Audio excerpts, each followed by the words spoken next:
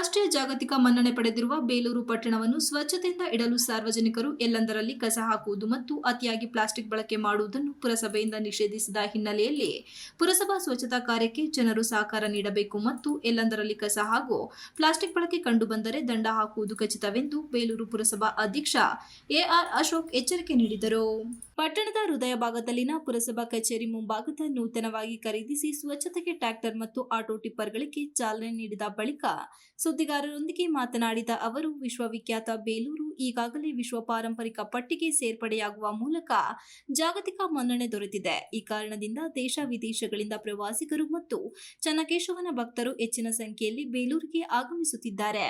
ಪಟ್ಟಣದ ಸಂಪೂರ್ಣವಾಗಿ ಸ್ವಚ್ಛತೆಯಿಂದ ಇರಲು ಪುರಸಭೆ ಪ್ರಾಮಾಣಿಕ ಪ್ರಯತ್ನ ನಡೆಸುತ್ತಿದೆ. ಪಟ್ಟಣದ 23 ವಾರ್ಡ್ಗಳಲ್ಲಿ ಮನೆ ಮನೆಗೆ ತೆರಳಿ ಕಸ ಸಂಗ್ರಹಕ್ಕೆ ಆಟೋ ಟಿಪ್ಪರ್ಗಳನ್ನು ನೀಡಿದರೂ ಕೂಡ ಕೆಲವು ಜನರು ಮಾತ್ರ ಎಲ್ಲೆಂದರಲ್ಲಿ ಕಸ ಹಾಕುವ ಪರಿಪಾಠವನ್ನು ಬೆಳೆಸಿಕೊಂಡಿದ್ದಾರೆ. ಇನ್ನು ಕೆಲವರು ರಾತ್ರಿ ವೇಳೆಯಲ್ಲಿ ಸಾರ್ವಜನಿಕರು ಸಂಚರಿಸುವ ಜಾಗದಲ್ಲಿ ರಾಶಿ ರಾಶಿ ಹಾಕುತ್ತಿದ್ದಾರೆ. ಅಲ್ಲದೆ ಕೋಳಿ ಸೇರಿದಂತೆ ಇನ್ನಿತರ ಮಾಂಸದ ಅಂಗಡಿಗಳ ತ್ಯಾಜ್ಯವನ್ನು ನದಿಗೆ ಎಸೆಯುವ ಕೃತ್ಯಕ್ಕೆ ಮುಂದಾದ ಬಗ್ಗೆ ಪುರಸಭೆಗೆ ಗಂಭೀರವಾಗಿ ಪರಿಗಣಿಸಿ ನೈರ್ಮಲ್ಯ ದೃಷ್ಟಿಯಿಂದ ಕಸ ವಿಲೇವಾರಿಗೆ 15ನೇ ಹಣಕಾಸು ಯೋಜನೆಯಿಂದ ರು 18 ಲಕ್ಷದಲ್ಲಿ 2 ಟ್ರ್ಯಾಕ್ಟರ್ ಮತ್ತು ರು 7 ಲಕ್ಷದ ಆಟೋ ಟಿಪ್ಪರ್ ಅನ್ನು ನೂತನವಾಗಿ ಖರೀದಿ ಮಾಡಲಾಗಿದೆ. ಮುಂದಿನ ದಿನಗಳಲ್ಲಿ ದೊಡ್ಡ ಟಿಪ್ಪರ್ ಅಗತ್ಯವಿರುವ ಬಗ್ಗೆ ಕೂಡ ಯೋಜನೆ ರೂಪಿಸಿದೆ. ಯುಜಿಡಿ ಸಂಬಂಧಪಟ್ಟ ಅತ್ಯಾಧುನಿಕ ಮಿಷನ್ ತರಲು ಪುರಸಭೆ ನಿರ್ಧರಿಸಿದೆ ಎಂದರು. ಮುಖ್ಯ ಅಧಿಕಾರಿ ಸುಜಯ್ ಕುಮಾರ್ ಮಾತನಾಡಿ, ಈಗಾಗಲೇ ಪುರಸಭೆ ವ್ಯಾಪ್ತಿಯಲ್ಲಿ 4 ಟ್ರ್ಯಾಕ್ಟರ್ ಹಾಗೂ 5 ಟಿಪ್ಪರ್ ಗಾಡಿಗಳು ಇದ್ದು ಪ್ರತಿನಿತ್ಯ ಸುಮಾರು 8 ಟನ್ಗಳಷ್ಟು ಕಸ ಸಂಗ್ರಹಣೆ ನಮ್ಮ ವ್ಯಾಪ್ತಿಯಲ್ಲಿ ಆಗುತ್ತಿದ್ದು, ಘನ ತ್ಯಾಜ್ಯ ಸಂಗ್ರಹಣೆಗಾಗಿ ಹಲವಾರು ರೀತಿಯ ಜಾಗೃತಿ ಮೂಡಿಸಿದರೂ ಸಹ ಕೆಲವರು ರಸ್ತೆ ಬದಿಯಲ್ಲಿ ಹಾಕುತ್ತಿದ್ದಾರೆ. ಈಗಾಗಲೇ ಹಸಿ ಕಸ ಹಾಗೂ ಒಣ ಕಸವನ್ನು ಬೇರ್ಪಡಿಸಿ ಹಾಕಲು ಪ್ರತಿಯೊಬ್ಬರಿಗೂ ಒಮ್ಮೆ ಹಸಿ ಕಸ ಹಾಗೂ ಒಣ ಕಸವನ್ನು ನೀಡಲು ಮಾಹಿತಿ ನೀಡಲಾಗಿದೆ. ಪ್ರತಿ ಬಾರಿಯೂ ಪ್ಲಾಸ್ಟಿಕ್ ನಿಷೇಧದ ಬಗ್ಗೆ ಜಾಗೃತಿ ಮೂಡಿಸಿದ್ದು, ಈಗಾಗಲೇ ಪ್ಲಾಸ್ಟಿಕ್ ಬಳಸದಂತೆ ಎಚ್ಚರಿಕೆಯನ್ನು ಪ್ರತಿಯೊಬ್ಬರು ವರ್ತಕರಿಗೂ ಸೂಚಿಸಲಾಗಿದೆ. ಇನ್ನು ನಮ್ಮ ಪ್ಲಾಂಟೇಶನ್ನಲ್ಲಿ ಬೆಂಕಿ ಅವಘಡಕ್ಕೆ ಅಲ್ಲಿಯ ಕೆಲ ರೈತರು ಕಾರಣರಾಗಿದ್ದು, ಅವರು ಹಾಕಿದ ಬೆಂಕಿಯಿಂದಾಗಿ ನಮ್ಮ ಪ್ಲಾಂಟೇಶನ್ಗೆ ಹತ್ತಿಕೊಂಡಿರುವುದರಿಂದ ಪ್ರತಿನಿತ್ಯ ಸುಮಾರು 5 ಟ್ರ್ಯಾಕ್ಟರ್ಗಳಷ್ಟು ನೀರನ್ನು ಹೊಡೆದು ಬೆಂಕಿಯನ್ನು ನಂದಿಸಲಾಗುತ್ತಿದೆ.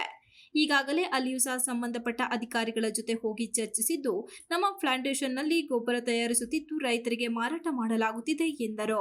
ಆದರೂ ಸಹ ಜನಗಳು ಅರಿವು ಮೂಡಿಸ್ಕೊಳ್ಳದಲ್ಲೇ ಎಲ್ಲಿ ಬೇಕಲ್ಲಿ ಕಸಗಳನ್ನು ಬಿಸಾಕ್ತಾ ಇದ್ದಾರೆ.